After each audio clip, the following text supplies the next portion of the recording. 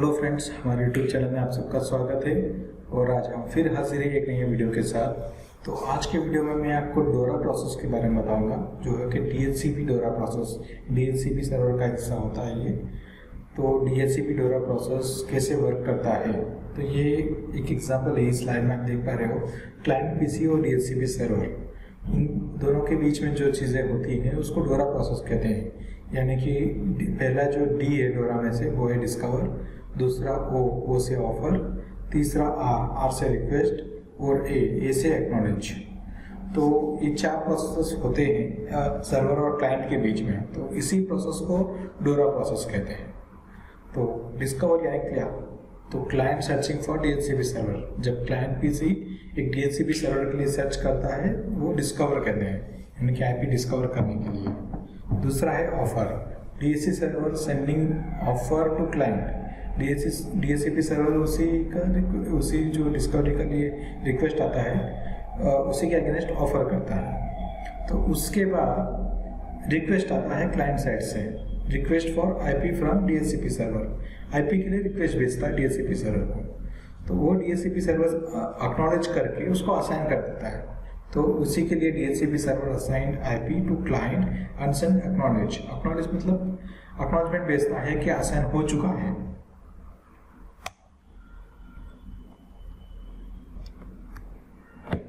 तो DHCP DORA process is handling by a server called DHCP server. तो DHCP DORA process जो है वो डीएचसीपी सर्वर से हैंडल किया जाता है और वो that dynamically distributes network configuration. जो नेटवर्क कॉन्फ़िगरेशन है वो दो तरीके से कॉन्फ़िगरेशन होता है या डिस्ट्रीब्यूशन होता है। एक है स्टैटिक, दूसरा है डायनेमिक। डायनेमिक यानी एक सेट ऑफ आईपीज एक सर्वर को डिफाइंड रहता है डीएचसीपी सर्वर को, और वहाँ से वो ऑटोमेटिकली असाइन करता है थ्रू द डोरा प्रोसेस। दूसरा होता है हम स्टैटिकली हर एक किसी को अलग अलग आईपी और उसका गेटवे वगैरह सारे इंफॉर्मेशन जो उसको चाहिए रहता है वो हम देते हैं। तो वो एक प्रोसेस है।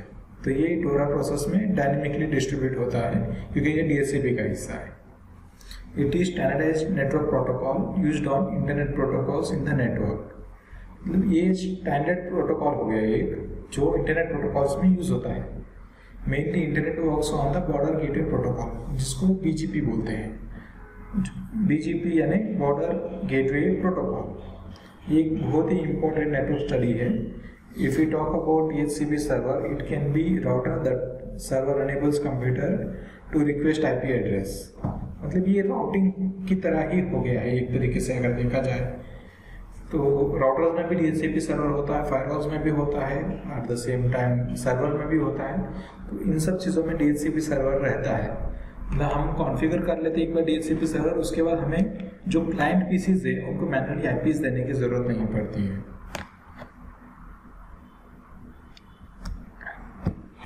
DHCP operations divided into 4 phases। 4 phases होते हैं DHCP operations के, जो मैंने आपको बताया था डोरा process, discovery, offer, request, acknowledge, ये वही चीज़ें हैं।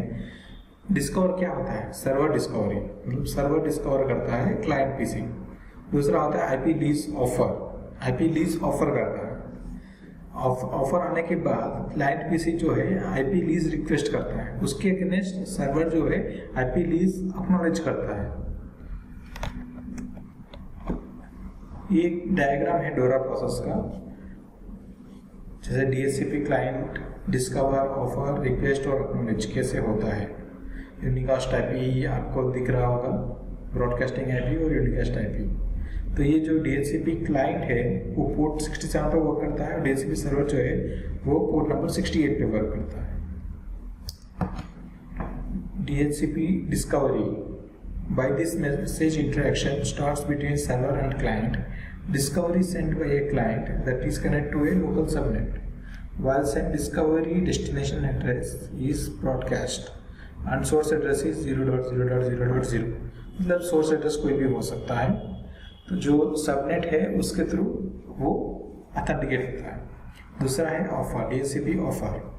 Offer is response to a discovery message by the DHCP server to the DHCP client. जो डिस्कवरी है वो तो आ गया क्लाइंट से सर्वर की तरफ, जो अपने सबनेट में वो सेंड करता है, DHCP सर्वर पे सेंड करता है रिक्वेस्ट। उसके बाद आ जाता है ऑफर। DHCP सर्वर का रोल हो गया ये। तो DHCP सर्वर एक लीज ऑफर करता है। लीज जो ऑफर होता है वो हमारे DHCP सर्वर के कॉन्फ़िगरेशन के ऊपर डिपेंड करता है, हम कितने टाइम का लीज रखते हैं। तो DHCP लीज जो है वो ऑफर के रूप में सेंड किया जाता है DHCP सर्वर से क्लाइंट की तरफ। लाइक फॉर एग्जांपल पहले उसका IP कुछ नहीं था क्लाइंट का, तो उसने एक रिक्वेस्ट भेजा, तो उसके अगेंस्ट एक ऑफर आया, ये IP तुमको DHCP request. Response to offer is indicating that a client has accepted the network configuration. It means to accept the offer by the DHCP server with IP, जो भी IP उसको assign किया रहता है। This message sent by the client with destination address and source address. जो request server ने भेजा है क्लाइंट को, उसी के अगेंस्ट एक रिस्पॉन्स जाता है क्लाइंट से फिर से सर्वर को, कि हमें ये एक्सेप्टेड है और इसी IP के अगेंस्ट हमें लीज एक्सेप्टेड है। उसके बाद होता है एक्नॉलेज। जब ये रिक्वेस्ट जो है क्लाइंट से सर्वर की तरफ जाता है तो सर्वर वापस एक्नॉलेज करता है कि तुम्हारा जो IP रिक्वेस्ट आया था उसके अगेंस्ट मैंने IP एड्रेस एक्नॉलेज किया और ये एक्नॉलेज जो किया है उसके अगेंस्ट ये एक्नॉलेज मैसेज है। तो after the request message or accept the IP by DHCP server, the server sent an acknowledge to the client. This message clear to the client that now you can start using the network. जब उसको IP मिल चुका है और acknowledge हो चुका है, तो then he is ready to use the network. वो network use कर सकता है। This four phase of DORA process and describe how IP assigned to a client by DHCP server. By default, receiver or client receive IP from DHCP server for 24 hours. By using time connectivity is fine or message always go unicast. तो जो lease होता है वो normally 24 hours का होता है। After 50% time, 12 hours, connectivity is okay, then IP is renewing 24 hours. If no, then goes on. मतलब 50% का टाइम होने को यानी 12 घंटे के बाद कनेक्टिविटी चेक करता है। अगर वो IP ओके है तो 24 आवर्स का रिन्यूअल जो है वो हो चुका है।